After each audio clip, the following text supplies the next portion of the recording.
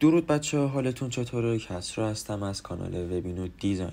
توی این ویدیو قراره با هم دیگه اسم و آیکون سایتمون رو تغییر بدیم. اسمی که اینجا میبینید اسم داکیومنتی که به صورت پیش‌فرض وقتی که ما یه صفحه رو بسازیم برامون داخل تایتل مینویسه و اون آیکونی که ما قراره عوضش کنیم این آیکون پوشه مانندی که بغل داکیومنت قرار گرفته. من برای شروع میام داخل تایتل بین المنت هد باز و هد بسته که روی خط آخر قرار داره من این داکیومنت اینجا رو پاک میکنم و مینویسم وبینو دیزاین.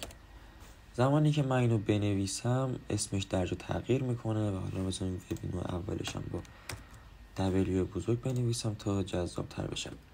ما برای اینکه بخوایم آیکون اینجا رو عوض کنیم باید چند تا کار رو انجام بدیم. اول از همه باید بیایم بالای تایتل کلمه لینک رو بنویسیم.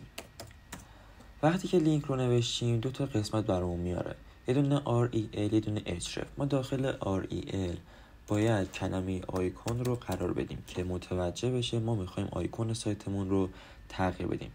ما باید داخل href اون عکسی که سیو کردیم رو قرار بدیم، ولی حتما باید دقت کنیم که این عکسی که ما قراره بذاریم 16x16 باشه و اینکه در فرمت های PNG و ICO یا گیف باشه.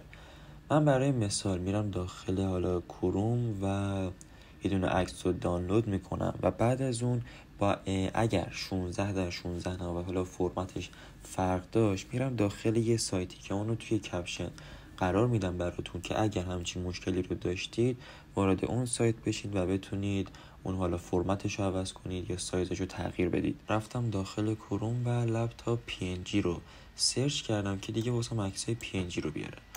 من برای مثال روی این سیو ایمیج از میزنم و میزنم آیکون سایت و حالا اینجا سیوش میکنم.